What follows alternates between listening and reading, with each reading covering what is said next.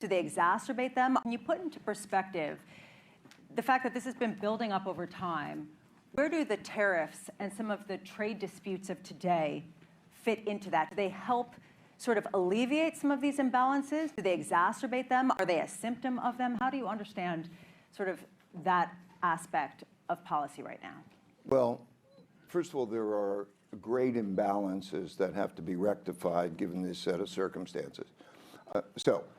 Three major types, which relate to trade, but they also relate to capital. The first is that the dynamic by which Chinese export to the United States items that are cost effective and Americans buy them, and then they send the money back, and the Chinese earn the money and take that money and invest in bonds, has created a unsustainable dynamic, because as we're living in this environment related to the next two items, where those two countries can be in conflict, military conflict, there necessarily has to be insecurities on both parties. The Chinese having an insecurity of whether they're actually going to be able to turn their credit into goods and services. In other words, there's no purpose of holding a bond or an asset unless you can then sell it and get money and buy things.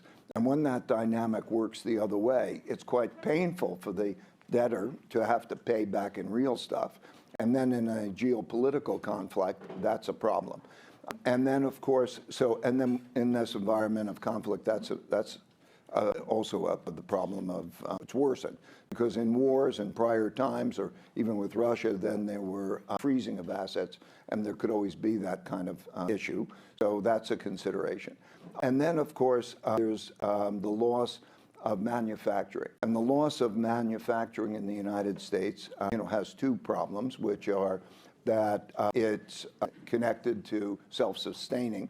You have to be able to be in a risky world. You have to be able to produce what you need. So you need to be capable in manufacturing certain items.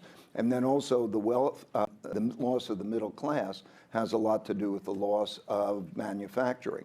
So for those reasons, that imbalance, that let's call it trade and capital count imbalance, it's both a trade issue and a capital issue.